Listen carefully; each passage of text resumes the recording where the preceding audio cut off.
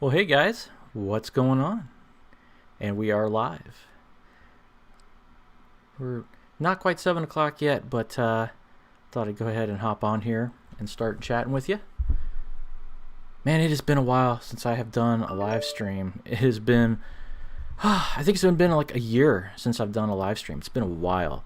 So I thought it'd just be fun to do one again. And, if whoever's on, we can do your questions. We can chat about stuff. I have a whole list of bullet points here that we can go over, however you guys want to do it.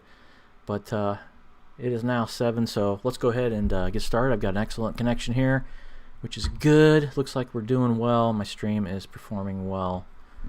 So, wow, what a day. Man, first off, I just want to say Happy Veterans Day. Thank you, veterans, for all that you do. Man, you guys are fantastic. Just really, really appreciate your service, and thank you so much for everything you do. Just really appreciate it. So, just wanted to put that out there. But in addition to that, just wanted to say, man, it's I was off today because I work in the public sector, so for a government institution. So I was off today. Busy day. I was running all over town, doing all kinds of stuff, and just noticing, just how crowded places were, even with the whole coronavirus thing. I live here in Ohio, so Ohio was, we're one of the red states. We're, supposedly really bad. It is very bad. But I was amazed at how many people I saw out there today. It was crazy. But so I was curious. One of the things I wanted to ask you guys who are watching, hey, Hooks and Hammocks, how are you doing? Thanks for watching. But I was curious what you guys thought of. Before I start my question, I do have I have a special guest. I have a special guest on the show tonight, and you guys are gonna love this, right? Or you're not. Hey, Turtle Crawford, how's it going? I have a special guest, and it is this guy right here. Okay, this is not a Star Wars channel, but that's my baby Yoda, and I do have an entire other channel dedicated to tech and geeky stuff. That's my Lance Does Tech channel, so I try not to cross the two over because that drives people nuts. But yeah, my baby Yoda just hangs out with me here on my desk because I am a dork. Hey Josh, how's it going? Hey, Unpaved Explorer, how you doing, buddy? Well, hey, so I was curious what you guys, how has 2020 been for you with the coronavirus? Has it affected your outdoor experiences this year? Have you maybe had trips canceled that you had planned, or maybe it didn't affect you at all? I know a lot of people who, still got to a lot of places, and really didn't hinder their outdoor stuff at all. So for me, it did affect me some, but I did get out a little bit. You guys hopefully you've seen those videos, my West Virginia trip. Hey, hiking guy, what's going on? So yeah, there was my West Virginia trip. I guess that was probably the biggest trip of the year for me. Well, it was the biggest trip of the year. The farthest I was able to get. I was supposed to go to Colorado for work, and I had plans to do some hiking out there in Boulder. That all got blown to heck. So I was kind of upset about it, but you do what you can.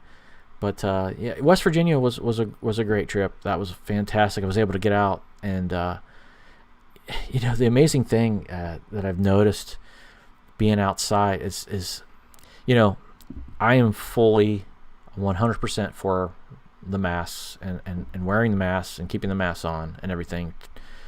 But I have mixed feelings for when I'm outside. And I noticed that when I was in West Virginia, a lot of people were wearing masks on the trail. What do you guys think about wearing masks on the trail when you're outside? I actually passed this one lady on the trail, and this was the trail up to Seneca Rocks, and if you've never been there, it's about a 5 or 6 foot wide path up to the top of the mountain, And so, you know, you've already got social distancing happening there as it is. But I walked past this one lady, and she was wearing a mask. I was not wearing a mask because I was hiking. I was outside. And she was wearing a mask, and, you know, we were several feet apart from each other. And then she turned around, faced the other direction, and wouldn't even face me. I was trying to say hi to her, but she wouldn't even look at me. So I was just like, wow, she's, you know, I don't know. Maybe there was a medical condition. Maybe there was a reason why. But I just thought it was strange, you know, being out in the middle of the woods on a trail outside, and people being so paranoid about it. Maybe that's crazy.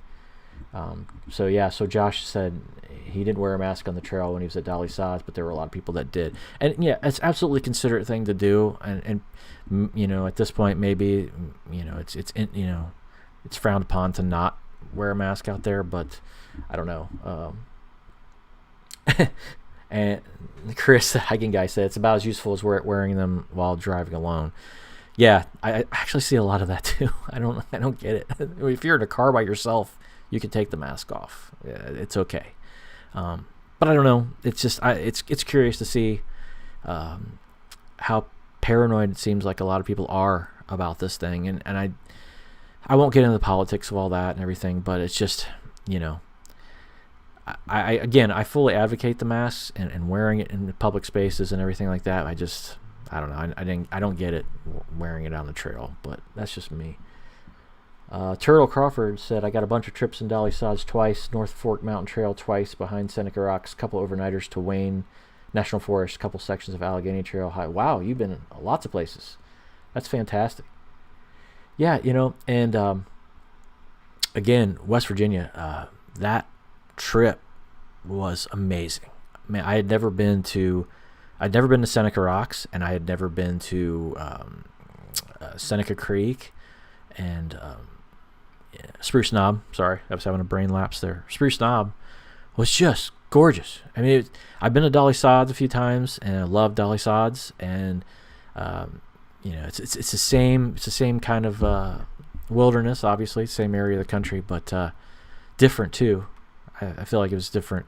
Lots of areas that I felt like were just wow. You know, there were parts of the trail that were very desolate, and then there were parts of the trail that were really crowded. It was very strange. I was really surprised because I was there in I think it was June, I believe it was when I was there. How many people were camping around Seneca Creek, and I thought I'd have a very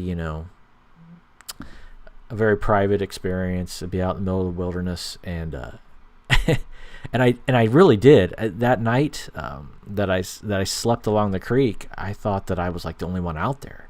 I knew there were people around camping near me somewhere, but and it wasn't till the next morning that I woke up and I hiked out that I saw that there were people everywhere. There were people camped literally 50, 100 yards beside me, and I had no idea they were there. So there were all these tents, hammocks, all kinds of things all along that creek. There were so many campsites. Crazy how many campsites there were. Beautiful area, though. Hooks and Hammocks was saying they saw a few wearing masks. Doesn't bother me if they wear it, but I don't. Yeah. Josh is saying, my wife and I did a socially distant camping trip to Michigan in August. Tried to stay away from crowds and from people. Yeah, that sounded like an excellent trip, Josh. I'm really jealous of that, actually. Your trip out to Pictured Rocks. That was on my list for this year. I was planning on getting up there. I was going to go in September, and it just didn't happen. I don't know why. I think things were starting to kind of ramp up again, which is kind of the reason why I didn't go. I don't know. I should have. So, you know, it's been a strange year, but I've still got to go out and do some things. Lake Vesuvius, West Virginia, and I got to go to Oil Creek in January before everything hit, and that was an awesome trip. I was there with a few of my YouTube friends, so that was a great trip, and hopefully we can do that again here this coming January, because that would be awesome. Chris, that hiking guy, said Gorge was farthest I got to go. Unfortunately, next year will be different. Yeah, I really hope 21 is nothing like 20 has been. So this is the time of year, though, for me when I start kind of mapping out things that I want to do, places I want to go, and so I keep a Google spreadsheet or a Google Doc of places that I want to go, that I want to hit up. And I just kind of categorize it by month. You know, it's like January, I want to do Oil Creek, February somewhere, March somewhere. And I'm trying to start filling that list because there's places I really want to go. Hopefully, that trip to Colorado will be on, because it was rescheduled by the organizers. They pushed it basically to May of 21. So hopefully things are back to normal and I can get out there and actually travel and get out there and hike, because I love Colorado so much. Awesome place. Oh yes, Chris reminded me I got to come to Indiana. I forgot about my overlanding trip. Yes, that was a great trip. Love Indiana. I love Hoosier National Forest, Chris. Beautiful place. See you, Josh. So what are you guys' plans for 21? Do you have any major trips planned? I know that hiking guy, you said it's going to be different for you in 21. You got some big trips planned. Again, a lot of people, didn't bother them. They did stuff. They went places and lived life, which, kudos, because I don't know, it's not necessarily for fear or anything for me. It was just more of a lot of the things that I wanted to do hinged upon places being open and things being open, and that was a big problem. That was the biggest problem when I went to West Virginia this year, because everything was closed. And what I typically do is, I'll pack a lot of food, but I also like to stop and eat someplace and relax and see the local the local flair and stuff like that. And man, there was nothing much. There was a souvenir store that I went in, like a general store right there at the base of Seneca Rocks, and they were open, very socially distant, very strange setup. You could order food, but you had to it was horrible. Oh my God, Show Brothers are on. Hey guys, what's going on? Wow, it's awesome. Let's see, my stream setting, 0 concurrent. Okay, my stream's still good. So anyway, so if things don't change in 2021, that is gonna, base a lot of where I end up going, because, I can go out in the woods, I can go out in the middle of nowhere and be fine. But I also like to, when I travel, I like to explore places and check them out and see what's going on. So that's just me. Oh, so Chris is going to Oregon, Colorado, Arizona, and some other spots. Wow, that's awesome. Yeah, man. Out west is amazing. Being here in the Midwest. Every time I go out west, I'm just like, why do I live in Ohio? Why? Hooks and Hammocks said, not a big trip, but we'll be going back to Max Patch next year. We went this year and loved it. No hiking involved, but beautiful.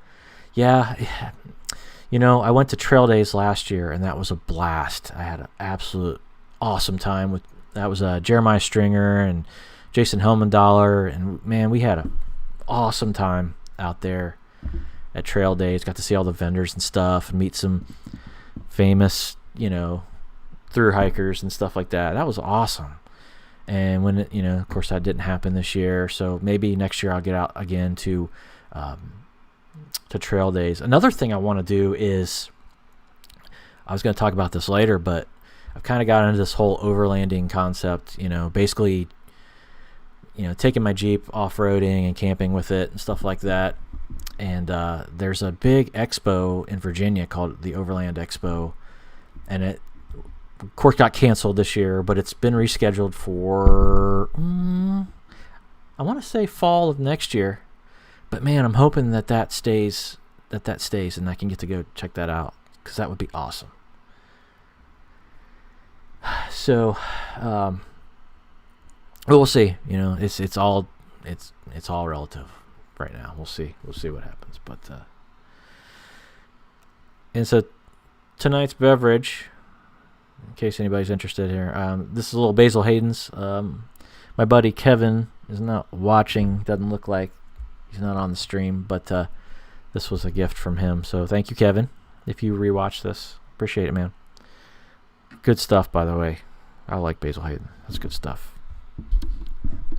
I wonder if the shills like that one. Very good. So another topic I wanted to cover was, so I've had a lot of questions about this, was my my camera rig for this year, which is I'm using a Canon M50 this year to film all my trip videos and pretty much all my videos. I use my phone for a couple things, but the Canon has pretty much been my primary camera, and I love the camera. I absolutely love the M50. It is a fantastic camera, and despite its limitations, it doesn't shoot 4K well. It does, but not very well at all. So I can kind of get around that using I use Adobe Premiere for all my editing, so I can export in 4K and get a pretty good final product and things like that. But of course, there were a lot of people upset that the M50 Mark II that came out wasn't the amazing end-all be-all replacement to the original that everybody was hoping it would be. It ended up being a kind of a bust. It was basically the same camera with like a software update, and it wasn't even a good update. It was things that people were like, okay, no one really cares. So it's kind of sad. But again, shooting in 1080 is fine, honestly, because when I was shooting with my GoPro, I was shooting everything in 4K, and man, the size of the files, and I just didn't have enough hard drive space. Even with my external drives and all the storage that I have, trying to deal with those 4K files was just a nightmare. So for now, I'm pretty happy with my current setup. The only thing I've been having problems with lately is trying to. Thanks, Chris. I think the color grading issue is an issue for me. You may have watched, if you've watched some of my last videos, the overlanding one I did it looked nice, but it had a really solid green cast. And then this last video I put out of Rockbridge here in Ohio had a really reddish cast. And the reason I have those color casts is because I use a neutral density filter with a 22 millimeter lens, and it's a 2.0 f2. I think it's an f2. So basically what that means, it's a very wide open lens, very wide open aperture, and so you have to put a filter over it to kind of keep the exposure from getting blown out, and that's how you keep the bokeh, which is the blurry background. How I have the blurry background, it's a cinematic look, and it looks really, really nice in the final product.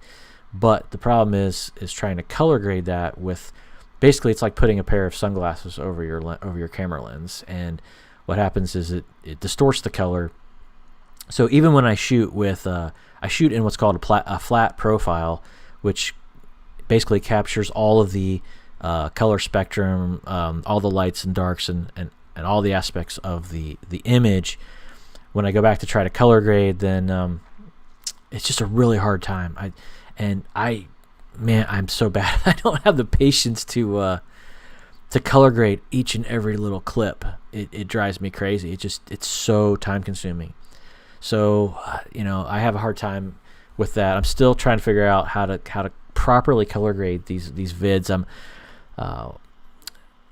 working on that, trying to figure that out. I've been watching a lot of tutorials and things like that. But if anybody has any advice on how to properly color grade these things with the color cast using a neutral density filter, I'd appreciate your advice, because that would be awesome.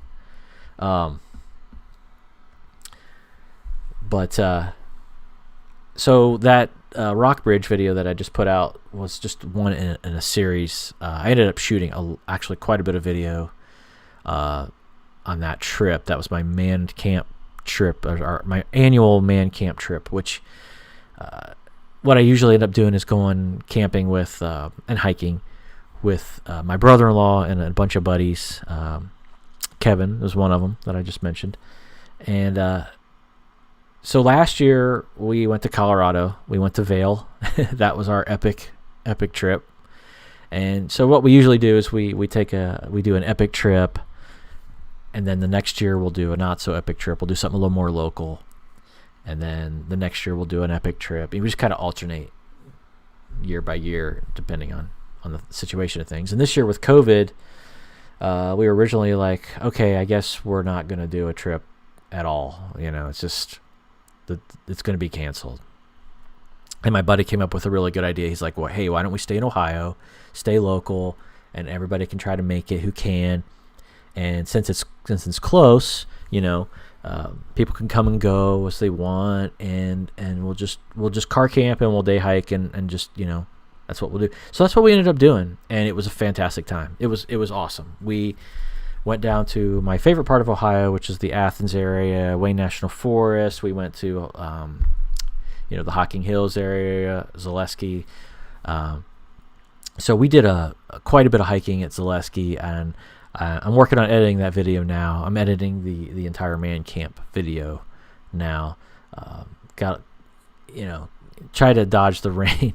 We had it planned, several days in advance, and then of course that hurricane came through. What was it, Zeta or something? Came through and just dumped on us, and that's the worst when you're planning a camping trip or a hiking trip, and you're looking at the forecast, and several days before, the forecast is like sunny and 60s, and it's gonna be awesome, and then you get closer to it, and the forecast is like rainy and cold. And that's how it was. It's just it just kept getting worse and worse. And it went from a 10% chance of rain to 50% to 80 to 100% chance of rain for 24 straight hours, which is what it ended up being. It started raining that Wednesday night. We got to my brother-in-law's house Wednesday night, slept in his house, started raining that night, rained all day Thursday. Then we went, set up camp in the rain, but fortunately, we were prepared for it. So we had lots of not even tarps, but canopies and things like pop-up canopies and stuff. And it's not backpacking, but as a backpacker, I'm used to rain. I've camped in rain millions of times, but I don't know, when it's rainy and cold, it can be pretty miserable. So since we were car camping, it was like, whatever, we're going to bring the kitchen sink. And we literally did. We brought like 3 stoves, and I brought a heater, a new heater that I'm testing out. I actually have a clip in there. I'll be showing this heater stove combo unit that a Chinese company sent me. It's actually pretty cool. I was surprised. There's one other video that I know of out there on YouTube, and I think that was Smellin' Roses reviewed this thing. It's the Campygear Stove. But I'm going to be talking about that Campygear Stove. And I know a lot of other YouTubers did get that stove to take a look at. The guy who invented the stove was really cool. He didn't even ask for a video or anything. He just was like, can you review it and give me feedback on it? So I was like, sure, you're not asking for a video or an Amazon review or anything like that. I'll take a look at this. And I actually really like the concept of it. So I'll be curious to see what everybody thinks when they see it in the video. But we did use it. We used it quite a bit. And because it was nasty on that Thursday. It was, it was really cold. Not really cold, but it was, when you're not used to it, you go straight from summer to fall. You know how you're used to 70s and stuff, and then it gets down to the 50s and 40s, and at that night it got down in the 30s. It was chilly. So we had these heaters. My buddy brought his Mr. Heater Buddy stove as well, and I know Chris, that hiking guy, has one of those. And man, that thing was awesome as well. I'm really impressed with those. I'm wanting one of those a lot right now. One of those heater buddies, because those things are fantastic. And something else I'm looking at is, it's called, I know there's a lot of different brands out there for these, these charging portable generators out there that you can take, car camping and overlanding and stuff. I'm looking at the ones by Jackery. I know Chris has the Goal Zero Yeti, I believe it's called, and that thing's awesome. But I'm looking at one by Jackery, and there's like different levels of them. There's like a 150 base model, there's a $200 and some version, and then it goes all the way up to like $1,000. But I think it would be awesome to get one of those, not just for camping, but I would love to have it just around the house, emergency use, because you keep those things juiced up, they hold their charge forever, a really long time, and you can, if power goes out at home, you can plug in phones, stuff like that, lights, even small stuff, So I'm thinking about getting one of those portable electric generators, battery operated generators. We'll see. But I really went off tangent with that one. I was talking about my my camera setup, and somehow I was talking about man camp. So, but that's what happens. But so speaking of man camp, that was a good trip. That was, I going back to 2021 though, I want to do a man camp again with my buddies, and I want to do some more camping trips with my YouTube friends. I want to man, I want to get down to Linville Gorge. That's a big one on my list, and that was on my list for this year. What else was on my list for this year? Oh, it starts with an A. Oh, Adirondacks. I really wanted to go to the Adirondacks. It's been on my list forever, and I've watched some videos on it. I watched Syntax's videos and stuff, and I'm like, man, and I mean, these places are not close. Like, I think the Adirondacks for me is something like a 12 to 14 hour drive northeast, straight up. I mean, it's just up in New York, which is only a couple states over, but it's far enough up that it's a ways up there. But it just, that part of the country I have not explored. I haven't explored, obviously, the Whites, New Hampshire area. I've never been to Vermont. I've never been to upstate New York. I've been to New York State, but not upstate New York. I think the most I've seen of New York State was Buffalo, which was, Buffalo. If you've ever been to Buffalo, nothing against Buffalo. It's a cool town. I had a fun time there.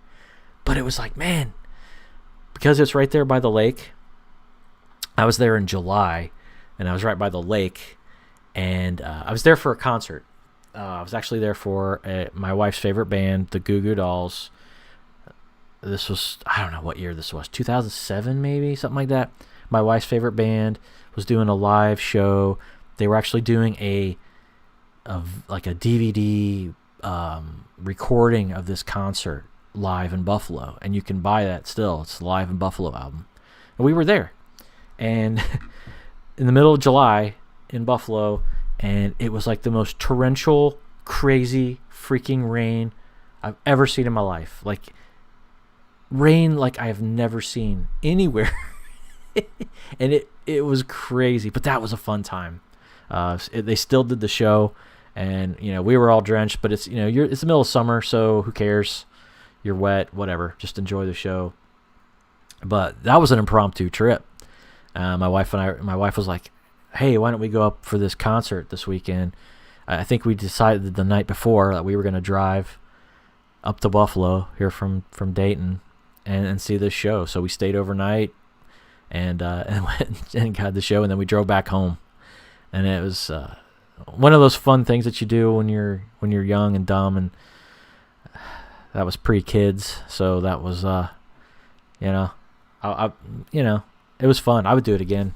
I'd probably fall asleep halfway there, but that's the thing I love about Syntax. I love his videos because he does a lot. He hasn't done a lot lately, but the ones where he does these impromptu trips, and he's like, hey, I decided to get in my car after work and drive 15 hours to blah blah blah, and I'm gonna do this backpacking trip because I'm off work and I have nothing else to do. And man, for some reason those just inspire the heck out of me, even though I'm like, okay, I can't do that, but I'm gonna live vicariously through this guy and really enjoy watching him. And I miss this. He hasn't done a really cool impromptu trip. Maybe, I don't know, it's been a few months since he put one out. But I love Syntax. A lot of people hate on him. I think he's fantastic. He's another guy who just kind of does his thing. He hasn't tried to, stick to conventions and what everybody else is doing. He's kind of always done his own thing. He was doing review videos there for a while, and then he stopped, and then he just started putting out trip videos only. And I don't know. I really I enjoy his trip videos, and the reviews and stuff. I can leave them or take them, but that's kind of how I feel lately about a lot of things. It's like I guess I kind of got burnt out on gear review videos. There's so many people doing videos of gear reviews. I don't want to be another YouTuber talking about an underquilt or whatever. So I'll talk about my loadout. I'll talk about what gear I might take on a trip or whatever. But man, as far as reviewing all this stuff and talking about all this gear and stuff, it's a lot of effort for me. And there's a lot of people who do it a lot better than me. Like the Shills do a great job of talking about gear. There's plenty of really good reviews of stuff out there, and man, the Shills, those guys, like endless pocketbook dudes. I can't keep up with your gear, guys. I'm old and I have kids, and I don't know. It's tough. It's tough to keep up. There's a lot of gear that I want. There's a lot of gear that I would just absolutely love. That's actually one of my talking points here is my gear for 2021. So a lot of people were asking me, so you bought a tent, are you going back to the ground? And no, I'm not going back to the ground. I did buy a tent, really just because I needed a tent.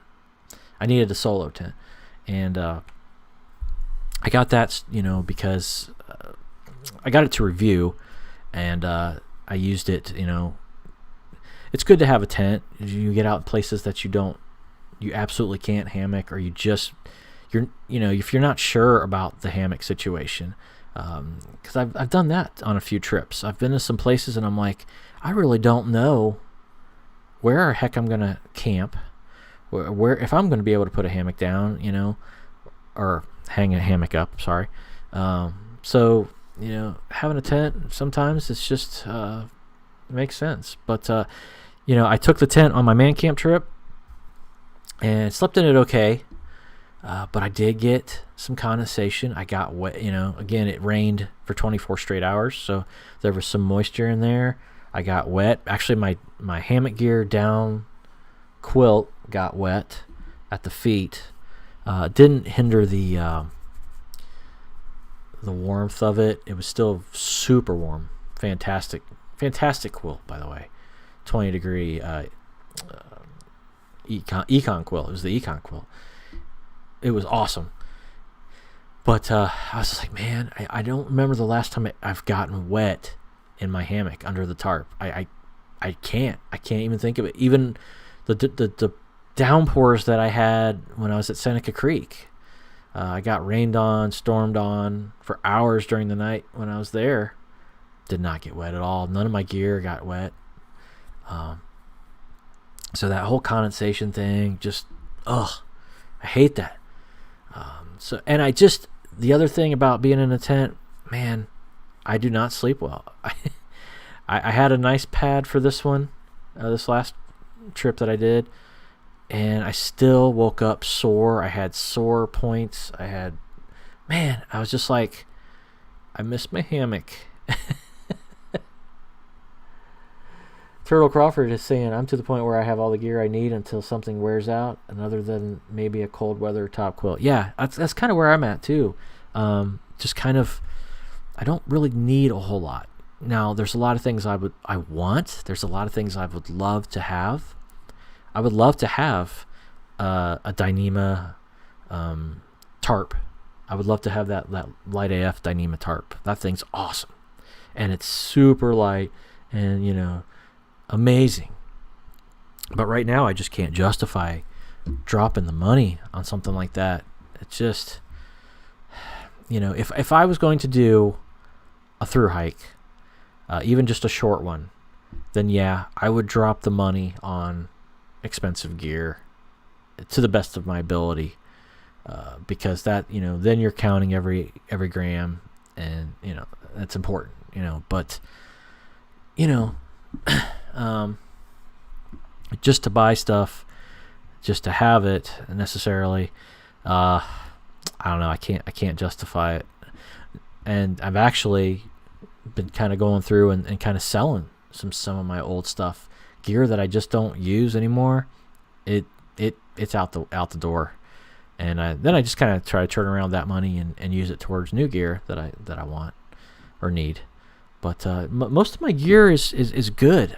I'm happy with, you know, my pack, my Superior Wilderness Designs pack. I need to do a video on that. I just talked about how I don't want to do reviews of gear. But I need to do a video on that because a lot of people have asked me to do a review of that and how much I like it. That's the Frameless 40 Superior Wilderness pack. It's X pack. It's not Dyneema. But that's been my primary pack for the last year and a half, and it has been perfect. I have no problems with it. Absolutely fantastic.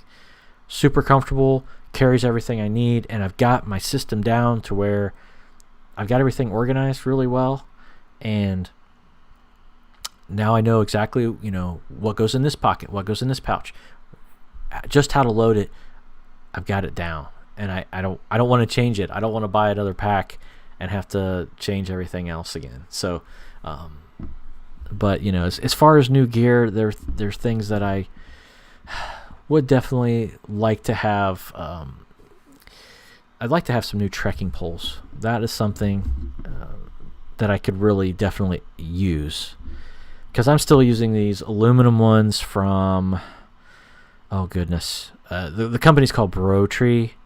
They are a Chinese company that sent me these things to review back when I was just starting the channel out. I've had them forever. They've lasted a long time, but they are heavy as can be, and I don't know, but you know, they serve their purpose well, so that's why I keep using them. But I'd love to have some carbon fiber poles.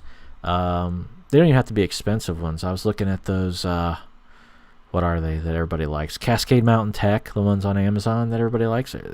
I've seen some people using those, and man, people really like those things. So maybe I'll pick up a set of those. I don't know. You know, just it's kind of like I'm weighing out where I want to put my money on gear right now, because there's the stuff that I want to do for backpacking, but there's also this new obsession of overlanding that I've got, and there's stuff I want to buy for my Jeep to be able to take it off-roading and stuff, and you know, there's stuff I want for that, like recovery stuff, and it's crazy.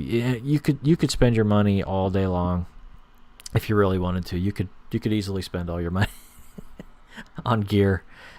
And there's another thing that I got into. Oh my goodness, I got introduced to this on Man Camp because it was something I had never done, but my buddy was like, "Man, you gotta try this. You'll really enjoy it." And that was disc golf. And I had a whole conversation with someone on Instagram about this, about disc golf. But man, I had a blast playing. I play regular golf. Well, I used to.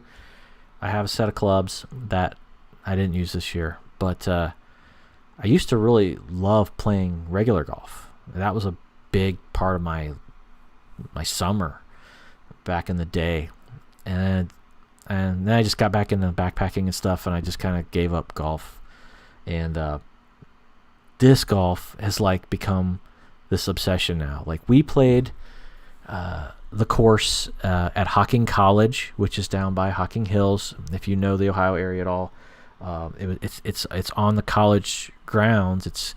But it's in the middle of the woods, in the middle of these cliffs and gorges and ravines, and it was just the coolest. It was so much fun, and I was using my buddy's set of these professional discs, and I was like, man, okay, I need to pick up a set, because I was looking around, and I've got disc golf courses all around me, all over the place, and so that's something I want to get into, but I don't know. It's another thing. You could spend a couple bucks and buy 1 or 2 discs. You could spend like hundreds of dollars and buy discs. It's like, man, good grief. So I just gotta weigh my options on what I'm gonna buy. So Hooks and Hammocks said they're looking at rooftop tents. Those are awesome. Yeah, I looked at those too. I was looking at one for my Jeep. I'm not sure how necessarily I would do it on my Jeep, because it's pretty. I have a Jeep Renegade, which is pretty small, very small, and so I don't know. I do sometimes sleep in my Jeep, though. It will actually fit me. I talked about that in one of my West Virginia vids from the summer. But if I make room, I can sleep in that thing. But if I'm going to be overlanding with the Jeep, I'll probably sleep outside of the Jeep itself. If weather conditions permit, I'll take my tent or take a hammock and sleep outside of it. But yeah, so those rooftop tents are really, really nice. Would absolutely love to get something like that. I at least want to get an awning, some kind of rollout awning like Chris that hiking guy has. He has a really nice one on his truck, and I think ARB is like the big company that makes those. And of course you have to have some way to mount the awning, so you have to have a roof basket, which I don't have yet. So it's just, okay, well, I got to buy this to be able to get this, and then I got to buy this. So it just keeps adding up, and but I don't know. It's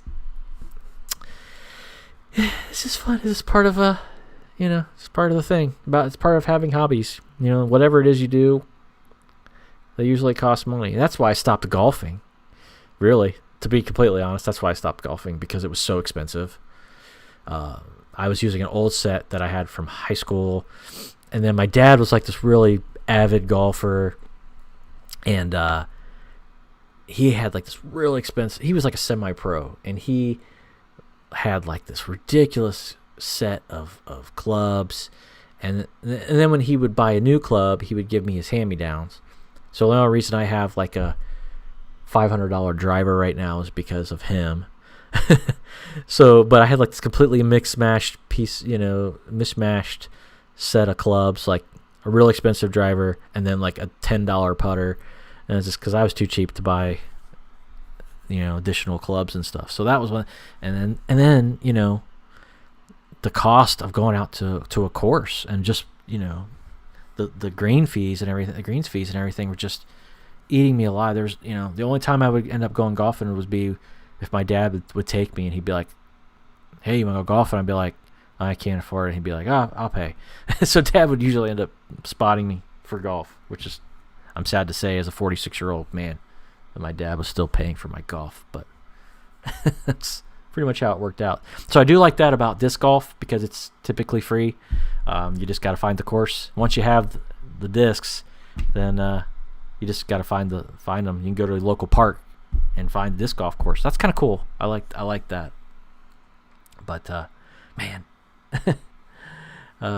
so many things that you could spend your time on. Time and money.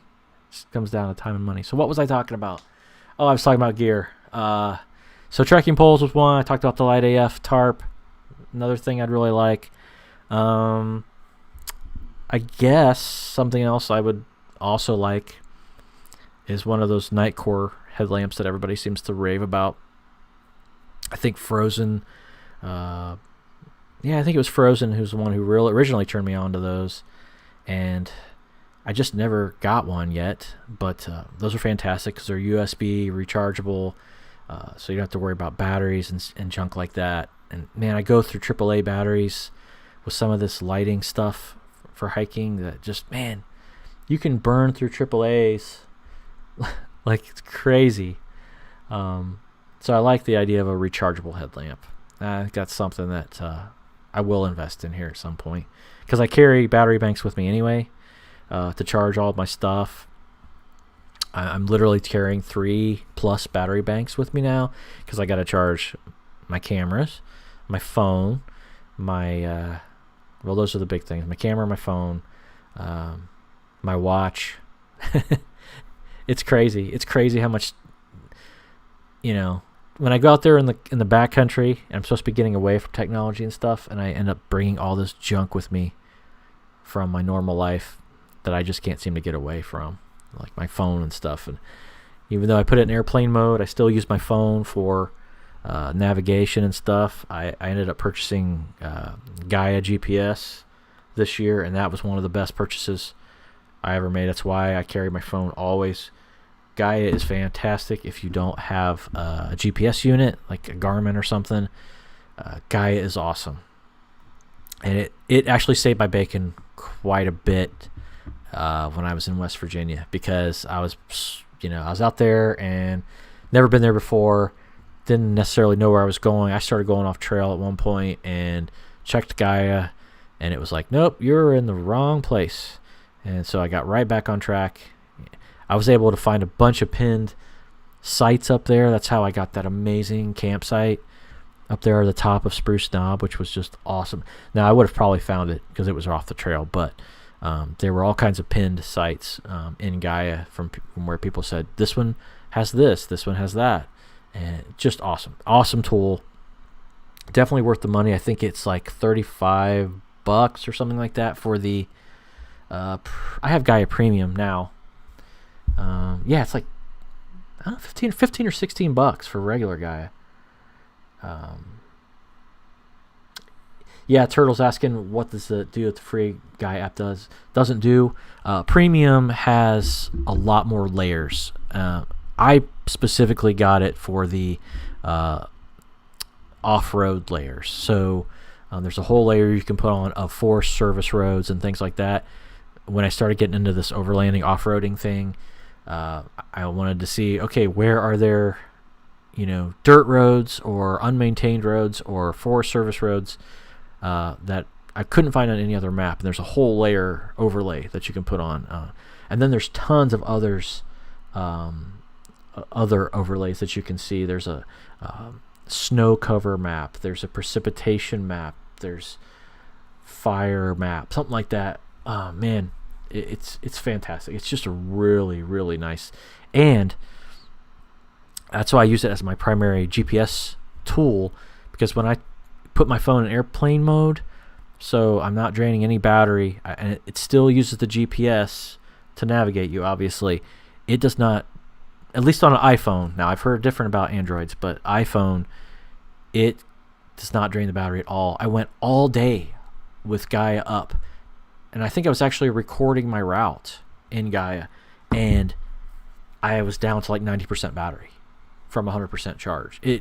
It's amazing. I don't know how they do it. I don't know how they conserve the battery the way they do, but the way that app is written is really, really well done. Now, I've heard, like I said, Android, some people have said that it's not quite as efficient. Maybe that's changed in an update recently or something, but iPhone, man, fantastic. Works really, really great. So yeah, I've been trying to use that overlay, that off-roading overlay, quite a bit. Unfortunately, there's not a whole lot here in Ohio. It's sad. Even we only have one major national forest, which is Wayne National Forest, and I was trying to find some places down there to go off-roading and kind of overland to find a really cool dispersed camping spot and drive back there to it. And there's not a lot of unmaintained roads. There's nothing really that much, unless I'm just looking in the wrong place. Very, very possible. I don't know. Hey, ADK Woodswalker, how are you doing? Welcome. I have been rambling for the last 51 minutes about various topics, and I'm bouncing all over the place. But talking about a little bit of everything. So now I'm talking about Gaia GPS, and I'm raving about how much I enjoy it. But it is a cool utility, very cool utility. So yeah, man. Not sure what else I have to talk about at this point. What is your guys' must-have gear? Anybody have any must-have gear for this year? For something that they maybe have been putting off buying that you just feel like you really, really need, but you haven't purchased yet. Anything? Yeah, I would say, the battery chargers that I carry with me, they're an essential item, but they start getting really heavy, and the more gear I carry, this camera, going back to this M50, I love the camera, but I have that thing in a SmallRig cage, and then I have the Ultra Pod that I'm using, as a tripod, and man, it gets heavy. I mean, it's a pretty hefty setup, and some days I'm just like, man, I really wish I didn't have this camera with me.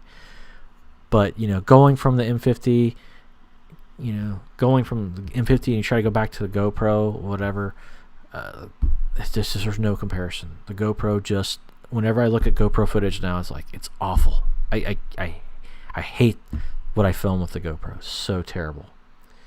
Hooks and Hammock says, new hammock, new pack. Yeah, there are some nice hammocks out there too. I really do like that Banyan hammock. I like it. I like that one a lot. I'm very happy with my Dream Hammock Raven. That's another piece of gear that I don't see myself swapping out, but if the opportunity came up, I would try something else.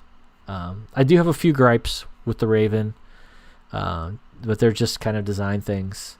Probably the biggest thing about the Raven is I don't like the way the top, the netting or the winter top cover fits on. I like how it's separate, but the way it fits over the hammock itself, I don't really, I don't know. I still haven't grown to love it. So maybe I'll look at another Dream hammock at some point, or a Dutch hammock. I don't know. I really like Dream hammocks a lot. I know the people, Randy and Deanna, and they are fantastic. Man, they're just amazing people, and I'm glad to see that they're doing okay. As far as I know, they're doing okay through this whole pandemic. And that's another thing. And I've talked about this on some of my interview chat videos that I've done. When this first started, I was chatting with I think Jeremiah Stringer and I had a conversation about this, but a lot of the small cottage vendors that we love and support, I think a lot of people are struggling. It's a very tough time, but on the flip side of that, I guess it's been like a record year for people getting outside. So maybe that has really, really helped the business boom. I don't know. I think it was a Dutch who said he actually had a huge surge in orders and things, and due to more people getting out, which is awesome. I'm so happy to see all these people getting out. But at the same time, I hope that people will respect the outside. One of my favorite locations is in Kentucky, the Red River Gorge. It's an awesome, awesome place. A lot of people go there. Especially a lot of us from Ohio, because it's literally a 2.5-hour drive from where I live. Go across the Ohio River, you go down to Kentucky, and you go from, you know, boring old Ohio, and you're suddenly in this gorge where you're surrounded by arches and cliffs and raging streams, and it's just an amazing place. And it has dispersed camping as of right now, and so that's another. It's very alluring. You can get way deep in the backcountry there, and you can't do that very well here in Ohio. You can go to Wayne National Forest, you can get off trail a little bit, but there's as far as dispersed camping, it's, unless you stealth camp, it's really tough to get off trail around here in Ohio. And yeah, but there are apparently some things changing, could be changing here to the Red River Gorge area because it's been so popular. And that was one thing that was a result of the pandemic, was so many people getting out. As soon as the weather turned nice, people were going down to the gorge and just destroying it. The gorge has had a problem with people being rough with it to begin with. You had bushcraft people, you had people go down there just to party and trash the place. But now it's, you know, just lots of people who don't even normally camp, who've decided, hey, I'm going to go check out this place I've never been to, and I'm going to go and take my 12-pack of beer and, you know, whatever. So there's been a lot of problems there with parking, overcrowded trails. There is a tunnel that you go through that is basically a one-way tunnel. There's only one way through it from either side. So up until now, you know, it hasn't been a problem, but there have been some altercations down there where people have drawn guns on each other, apparently, because they were upset about somebody coming at them in the tunnel or something. It's gotten really, really crazy. So I don't know. You know, the Forest Service is not going to let this stuff go on. So the result of this pandemic, as much as I say I love people getting outside, exploring the outdoors, learning about the outdoors, it has caused some problems and may change the way a lot of these areas are governed, which sucks for those of us who make this a part of our lifestyle of going outside. You know, this is our thing, and for others who just say, yeah, I'm doing this just because I have nothing else to do. It stinks. Hey, Mostly Day Hiking, welcome. Good to see you. Turtle said, I love my symmetrical chameleon. Really want to get a 20-degree quilt. Can't decide what company. I have a recommendation on you for that. I have the 20-degree Econ top quilt from Hammock Gear, and it's awesome. And it did not break the bank. And I took it on my trip the past week, and it got down to about 28, I believe was the low, and I was hot in it. So the temperature rating is very, very good, and again, it was a really good price. And they're an Ohio company, so they make some great stuff. And you know, Hammock Gear, I can't say enough good things about Hammock Gear, but there's lots of others too. There's UGQ. You know, they're great. I don't have anything of theirs. That's another whole other topic that I could go into. I would love a UGQ quilt, but the next that's another piece of gear that I do need. I need a cold weather quilt, like a 0 degree, because I don't have anything for super cold weather. So do need to buy a 0 degree, probably from UGQ at some point. Hooks and Hammocks was saying the Hoosier National Forest was hit hard as well. Even watched a video where a couple of car campers found an entire tent. Hey, I wonder who that was. I don't know. Yeah, that was crazy. Chris and I found an entire abandoned tent in the middle of the Hoosier National Forest. Guess it was a young couple who were basically squatting out in the woods. I don't know, just stuff like that. It's terrible. And you know, the other thing, the more disturbing thing that I found than that tent though was the shotgun shells and the shell casings, and they were all different rounds. I mean, they were, you know, I don't even know. I'm you know, there were all kinds of bullet casings all over the place. I had a pile of them, and I was just like, man, somebody was out here shooting all kinds of stuff up.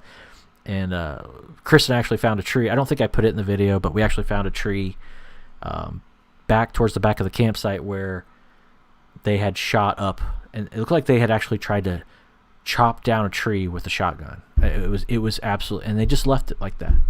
And what was more disturbing was when the ranger, you know, we were talking to him about it, and he's like, "Oh yeah, I told those guys not to shoot those guns back here." What? They're like back here destroying the forest.